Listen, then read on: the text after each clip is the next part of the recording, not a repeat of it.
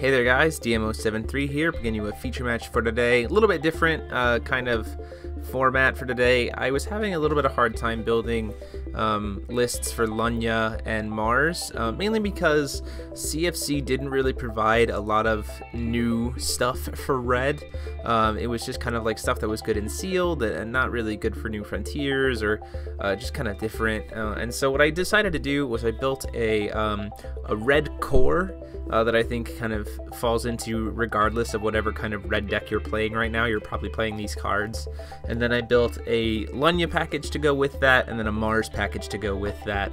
So what I'm showing here, game 1 is showing you guys the Mars package, and then games 2 and 3 are going to be showing off the Lunya package. Obviously Mars is based on more burn, and Lunya is based on more creature aggression, with ruler, both of them kind of using their rulers as their kind of finishers. So and Cameron is playing a list that I built for Millium that is heavily focused on the force mechanic, which did not really get shown off last time I used Millium. So I wanted to show that off. So I'm going to be on the play, and unfortunately I don't have a turn 1 play, but I just have to pass the turn. Cameron plays, taps for a stone, gets a white stone. Looking at his hand, he decides, trying to decide what he wants to do with that. With the force deck, it revolves around kind of using Pandora, which wasn't in the structure deck, to kind of get to roll as many dice as possible, and then getting this kind of massive advantage that way.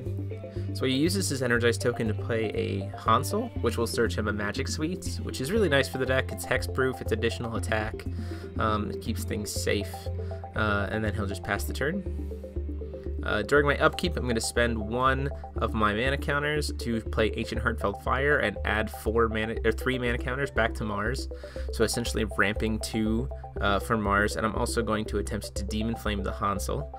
In response, he's going to go ahead and gain 200 life by tapping Hansel, and then it's going to die. So I've officially now kind of cleared the way for whatever I want to play next, which is going to be Namblot. Now, when Namblot enters the field, it has to burn something for 400 damage if your ruler is Mars. So he burns himself, and then I swing for 500, and at the end of the turn, Namblot comes back to your hand. So even though he gained that life back, I kind of mitigated that by swinging in with the Namblot on an empty board. So going to him, he gets his second stone here.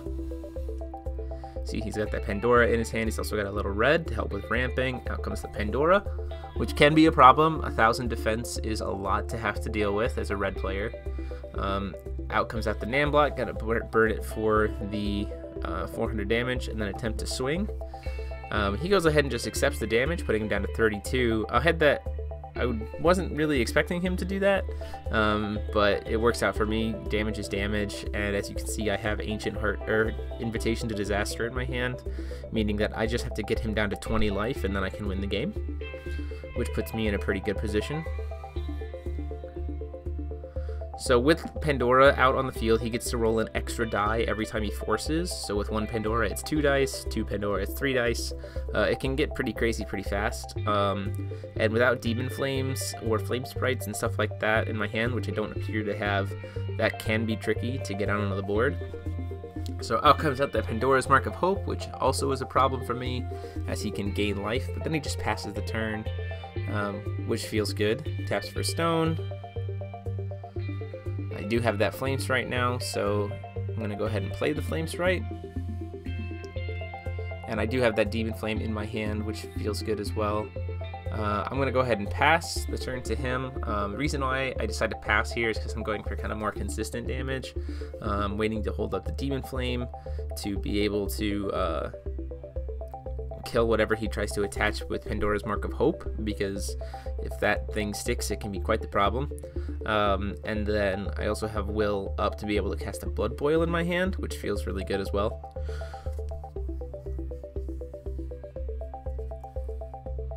Pays 3 for Grim the King of Fairy Tales, who has a nice little force effect to give a temporary buff to all humans and fairy tales. Passes the turn there, though. At the upkeep, I'm going to go ahead and spend another mana counter to get 3 more mana counters with Ancient Heartfelt Fire, go up to 6. This is just to make it so that I can be as efficient as possible. I'm also going to burn him for 600 damage with the Blood Boil. So now I'm only 600 damage away from finishing the game off, which feels really good. Tapping for another stone.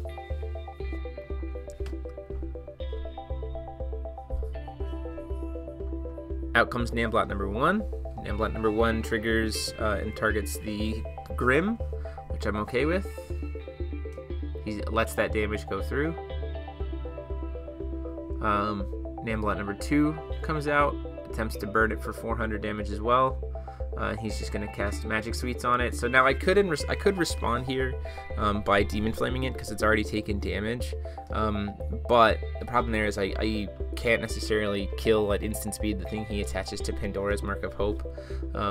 And that's my big concern right now, especially since I'm at still 40 full life.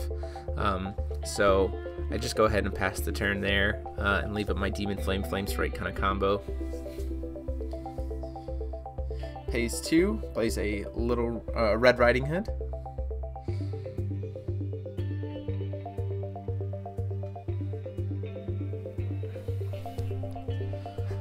Pays 1 to attempt to bestow. So my response, thinking about what I want to respond to here, he's got so much will open. That is a very, very large card. And he still has so much will up, so I could still respond here by trying to Demon Flame it, but I decide with my life so high and the fact that he's probably going to swing, the likelihood of me getting killed here is pretty low, so I'm just going to let him keep the creature, because if I tap to try to kill something with Demon Flame, he might prevent it, in which case then he can just kill my Flame Sprite. He rolls a 5 off of the hook after the King Grim trigger. So 700 damage is coming at me from Pandora, and then he attempts to swing with Grim, who will be a 17/17. So I'm going to attempt to ping it for 1 damage. In response, he just Magic Sweets it, and I can't do anything about that. So now I'm taking 19 damage, which puts me down to 14. But he can't attack me, and he's now tapped out with the little red. So I wasted the Demon Flame in that sense, but at the same time, I didn't lose a creature, so I just have to somehow find a way to deal 6 damage to him. But he's tapped out and only has 1 blocker, so that feels pretty good. And I have the 2 Namblots, which also makes me feel pretty good. So, in upkeep, looking at what I want to do here, try to see if there's a way for me to win this turn, because if I don't, I'm probably going to die. I go ahead and cast Demon Flame on the Little Red. Doesn't kill it, because Little Red's a 7/7 at this point, but taking 5 damage is relevant here.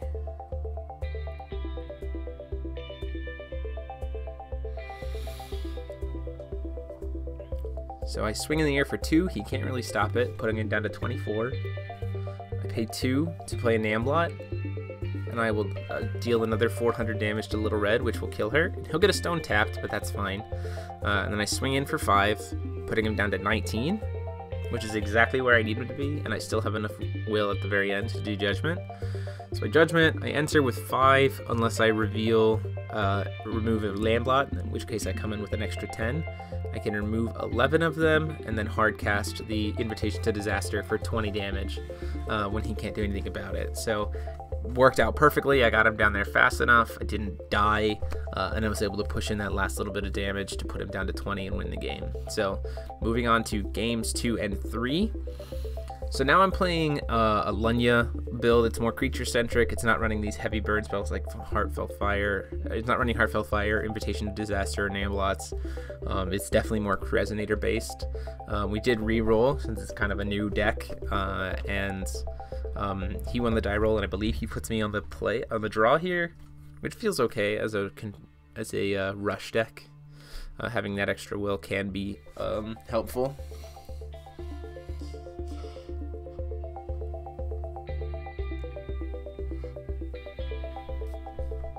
Gonna go ahead and mulligan 1. I've got several burn spells. I've got a Hoster for when things get a little bit more curved. He taps for his first stone, plays the Puss in Boots, and rolls for the force trigger. He rolls a 6, so Puss in Boots is now a 7/7 just out the gate, which is really not good. Tap for stone, and play a Rook Egg, which is kind of my answer to him having that kind of creature. He can't really fly over it necessarily, and so I get a free search if he tries to swing in, and I can stop that damage.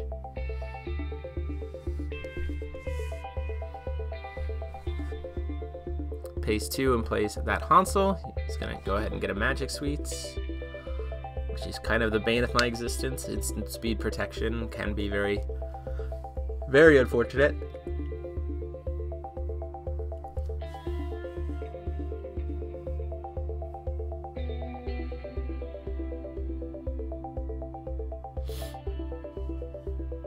Then he just goes ahead and passes the turn, which was the right call here, especially with me having Energize. Swinging him with the Puss in Boots puts him in a position where he's in some trouble, but I just go ahead and call Stone Pass. I could have played Hoster there, but there really wasn't a point. I could have done it anyway, because I couldn't have killed the Puss in Boots, because it's just too strong. But I could have killed the Hansel, which would have been fine. I'd probably gotten in 9 damage, or at best made it a 2-for-1 because of Hoster's effect, but decided against it. I'm going to go ahead and Lightning Strike him during the upkeep, putting him down to 35, and then recover.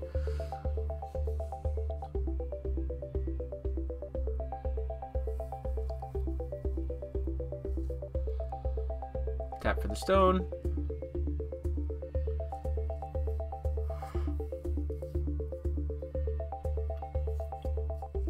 Out comes the Flame Sprite, trying to set up my kind of answers here, deciding whether or not I want to swing. He goes ahead and plays Dreams of Flight as I move into combat with the Puss in Boots, getting a nice 10-point bonus, so now he's a 17-17, which is really not good, but that's one of the nice things about having Lunya. His Lunya trigger is going to go ahead and target Puss in Boots, ping him for 100 damage. And then I get to use the Demon Flame in my hand to kill the Puss in Boots. So now that Puss in Boots is just gone and taken care of, and I still have a Will up, and I still have a Root Dig, and I get in that 2 damage, putting him down to 33. During the upkeep, he's just going to gain that 2 back, but it was more about eliminating the Puss in Boots. So in that way, job done well. Taps for a 4th stone.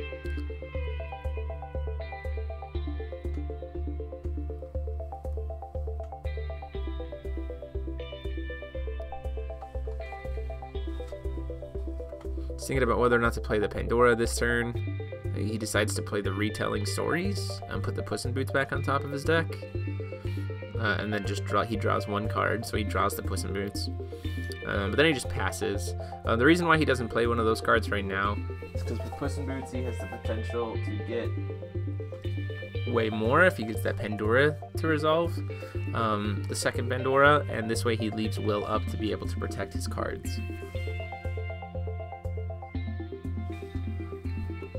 Going into my turn, I tap for my 4th stone. I've got that Tiger Charge, which feels really nice. I'm still going to save some Will up to be able to kind of play other things as I need them. In comes Hoster, who, because I have Lunya, it has Swiftness. And when it swings, it deals, or attacks or blocks, it deals 400 damage to something, and then Lunya will deal an additional 1 damage to something. So essentially, I get to thunder a creature every time I swing, which feels pretty good.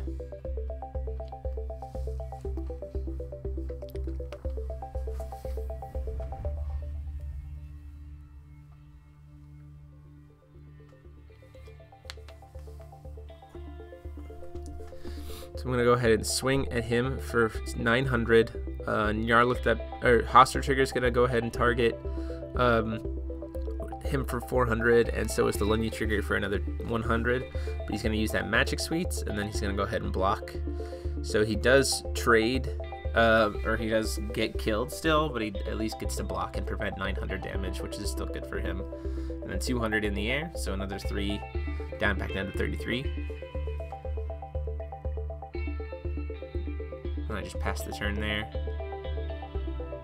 Taps for a stone. Plays a second Pandora. Plays a Puss in Boots. Gets to roll 3 dice at this point. He rolls 6, 6, 5. So now that is an 18-18 Puss in Boots for 1. Gets another Puss in Boots from his hand that he top decked. Rolls 3 more dice. And hits. Oh, he's got to pick it up first. Let's see what he rolls here. He rolls 6, 5, 4. So that's a 16-16 Puss in Boots. So for 4 will, essentially, he put on 3 creatures, a 2/10, an 18/18, and a 16/16. And he's still got 1 will up to use that other magic suites in his hand. So this is definitely looking pretty good for Cameron. I'm gonna have to spend a lot of resources to get rid of these other creatures. And if I don't, they can just kill me, especially since he has that Dreams of Flight, or since he has access to Dreams of Flight and things like that.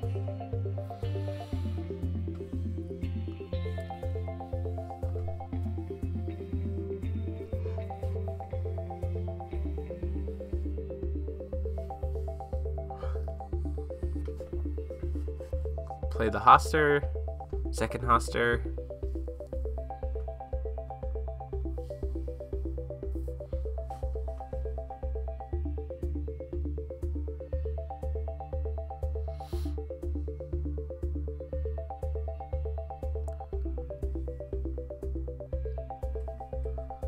I'm gonna go ahead and swing with the one that already has 2 limit counters, trying to ping both times at the Puss in Boots. That's the biggest, and he uses magic suites, so now it's a 20/20 with hexproof, so none of my burn damage goes through, which is really unfortunate.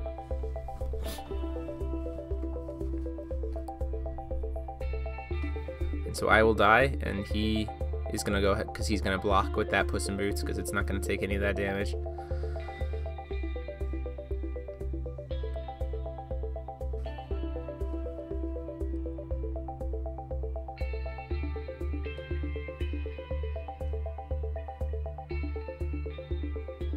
To swing for 9, attempting to burn both times on the other Puss in Boots.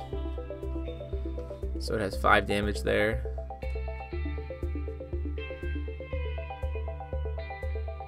He's gonna go ahead and block with it. And I'm gonna use Tiger Charge, which gives me an extra 400 attack and first strike. So my Hoster gets to live and his Puss in Boots will die. So I got at least one of them off the board, which feels pretty good. Hoster goes down to 1 limit counter. I'm gonna play another Flame Sprite and swing in with 1 Flame Sprite for 200, put him down to 31, and then I just have to pass the turn there. So even though I eliminated one of them, I've still got to deal with the bigger one, the 18/18, a near perfect roll. It's devastating for me to have to try to uphill battle my way through that.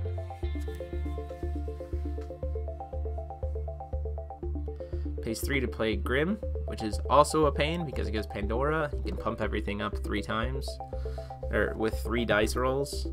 Pays 1 for a Monkey Trapped in Life. Still has will up to be able to use the pump on my turn and on his turn. He attempts to swing in for 2. I'm going to go ahead and let that damage go through, and then he's going to use Grim.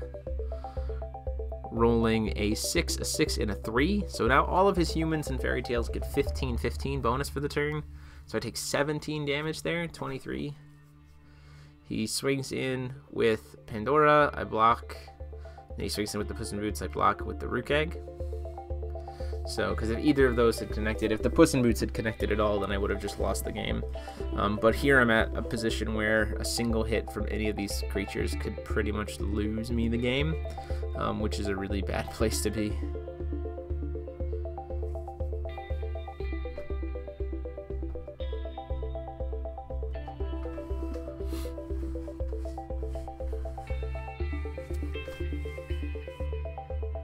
Play 1, play another Rook Egg to protect myself. Tap 4 to go ahead and do Judgment.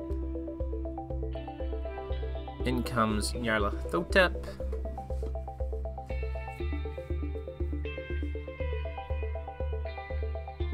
Who's going to burn something for 800 damage when she comes in. I'm going to attempt to burn King Grim.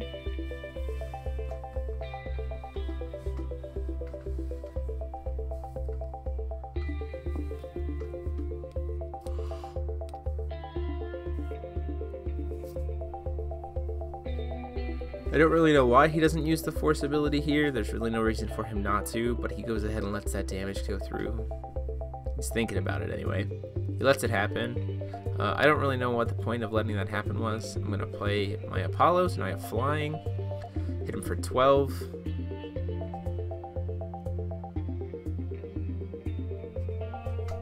See, and he even has the Dreams of Flight in his grave, so this is not good for me, because that's going to get cast next turn. Then I'm going to swing for 9 and burn his little monkey, which he has to pay 1 life to bring back to his hand. It's mandatory, and then he takes the 9, so he's down to 9 life. And then I have to swing with the Flame Sprite, and I actually misplay here pretty hard. I should have used the Apollo to bounce the Flame Sprite and then energized to bring the flames to put the Flame Sprite back in play. So then I have a blocker for his flying creature, and then I could probably win the next turn. Especially since those Pandoras he has no way to do anything to pump up those Pandoras, at least not on board. I'm just dealing with the current creature cost. But I realized my misplay here, so he taps for a stone, pays 2 to play a 3rd Pandora, which he got off the top, and then he just casts Dreams of Flight from the grave, and uses it. He gets to roll 4 dice for the Puss in Boots. He rolls 6, 4, 5, and 2.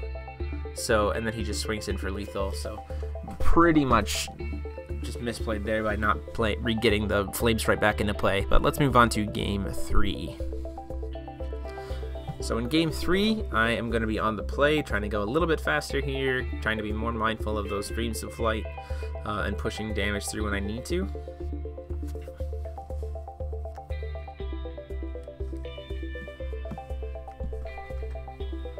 Tap for my first stone, get a red, play Guinevere, so I can have a little bit better draw power than last game. Goes ahead, taps for a stone, plays the Puss in Boots, but only rolls a 2 this time, so it's just a 3/3, so much more manageable.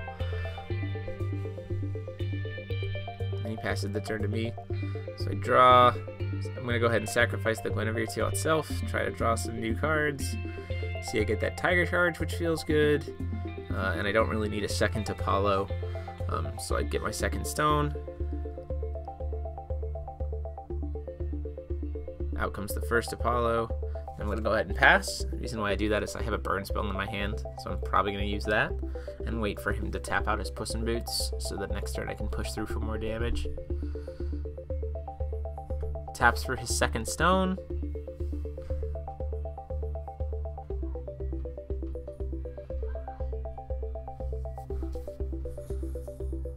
He's got a handful of spells here, not really many creatures. He does have that Hansel in his hand. Looks like he's got 2 Manifestations of Power, 2 Dreams of Flight, and a Summon from the Fairy Tale World. Plays the Hansel, which is probably the best call. Getting some protection is always good, especially when you have Energize. So he gets to have Magic Sweets.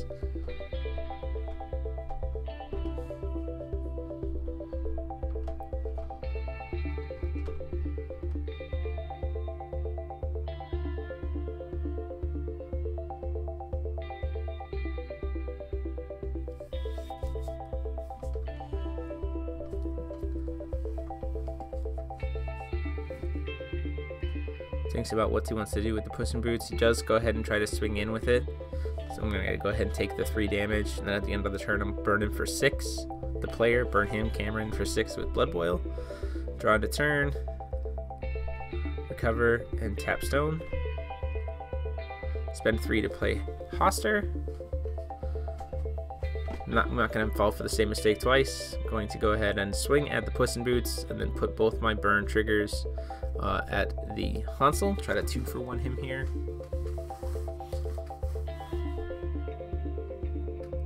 He has the Magic Sweets option in his hand if he wants to spend his Energize right now.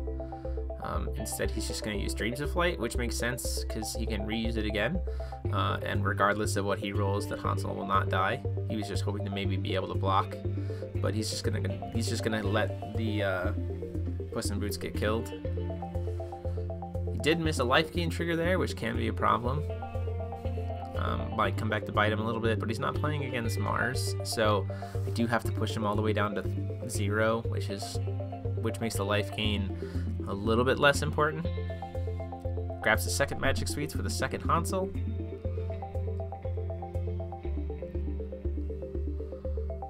So his hand is full of spells at this point. Passes the turn to me. Draw for my turn. Recover. Tap for a stone.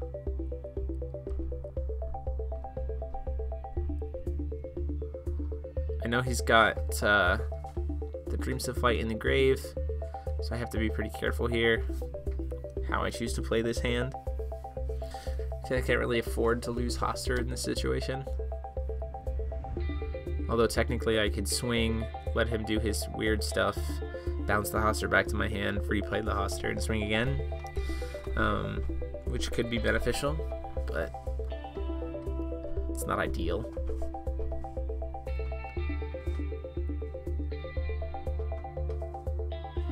Just thinking about what I want to do here with the Rook Egg, or after following up the Rook Egg, if I should try to push things out. I'm actually in a good position here in the sense where I can try to start baiting out some of his spells and make some of my other stuff kind of stick, especially with that Tiger Charge in my hand.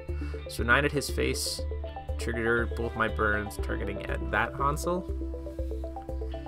He's going to go ahead and spend one of his Magic Suites to protect it. In response, I'm going to go ahead and Lightning Strike the other Hansel. So at best here, he gains 200 life, but at best here, he loses both his creatures, and then 900 damage is going to go through, putting him down to 27, and then Hoster is going to go back to my hand at the end of the turn.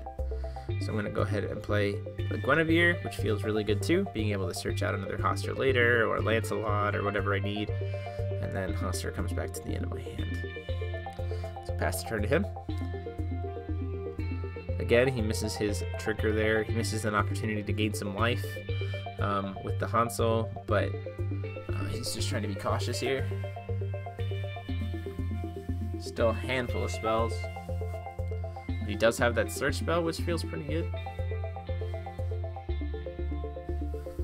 because he can search for any 2 fairy tales in his deck.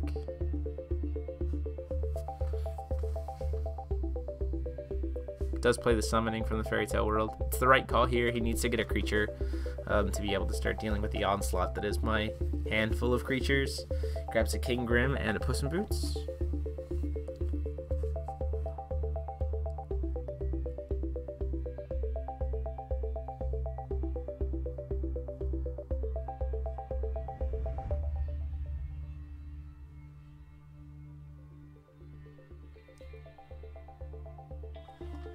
Shuffling it up. I don't necessarily know whether or not he plays the Puss in Boots this turn.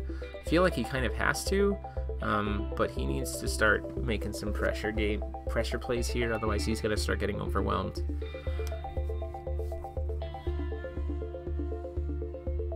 Goes ahead and taps for life gain with the Hansel, gets 200 life back, and then uses one of those manifestations of power to recover it, which is pretty interesting, but I think he's mainly using it as a draw card, so essentially he just spent 2 will to gain 2 life, draw a card, which isn't terrible.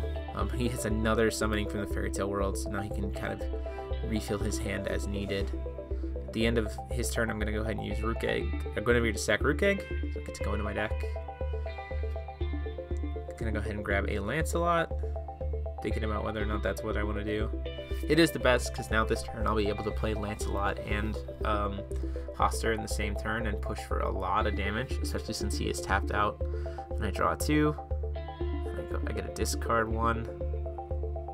I'm going to go ahead and discard one of the Blood Boils. I already have a Blood Boil in my hand, and it's getting to the point where it's not necessarily going to be important, but still during the upkeep with that 1 will I have left, I'm going to go ahead and Lightning Strike him, putting down to 24.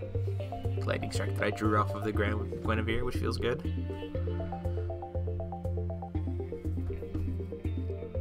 Tap for a stone, and another fire. They're all 10 are basic fires, so out comes the Lancelot. And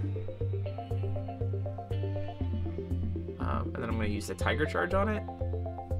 So the reason why I'm doing this is because this way I get to kill the Hansel and I can burn him. So I get to do essentially 16 damage, which is 1 more technically than I would have had if I did Hoster and Lancelot. So I'm going to go ahead and get that in there. So put him down to 16. Going to go ahead and recover. Taps for a stone.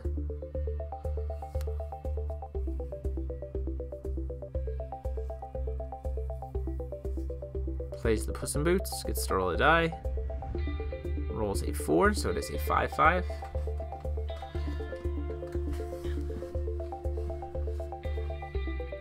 He goes to play a Dreams of Flight, but he does something that a lot of people, I correct him on it here. He's like, oh, I get to put more +1/+1 counters on it. Dreams of Flight doesn't add +1/+1 counters. It just adds a pump. And so I kind of correct him on that, and he's like, oh, well, then I don't want to do that then.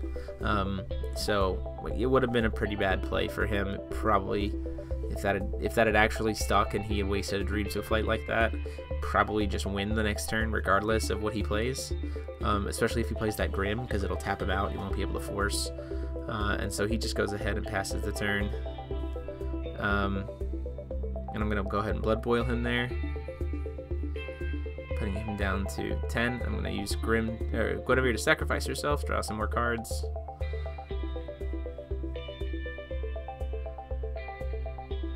Go ahead and go to recovery. Probably could just Judgment here and finish the game off, but and that's what I do. Judgment here and attempts to burn for 8 damage on the Puss in Boots. He's gonna go ahead and use that Dreams of Flight from his grave and attempt to roll. He gets flying for the turn. He gets a 6, so he's now an 11/11. He's taking 3 damage, and then he's gonna go ahead and cast Magic Sweets as well. So now it has Hexproof, so it's now a 13/13, and I can't burn it with anything, which is really, really unfortunate, because my 800 damage just whiffs. I'm still pretty set here because he has to kind of pick what he wants to block, and I do have that Tiger Charge in my hand, which works out pretty nicely for me. So I go into combat. If he blocks the Lancelot, then Nyarlathotep swings it and kills him, but if he doesn't block the Lancelot, then I just do this, and I play the Tiger Charge after declare no blocks and push through for the last grand of damage. So there you have it, guys. Deck list for both lists will be up later this week. Thanks for Cameron meeting up with me to record this match. Go ahead and let me know what you think, and like, comment, and subscribe. And until next time, this is DMO73 signing off.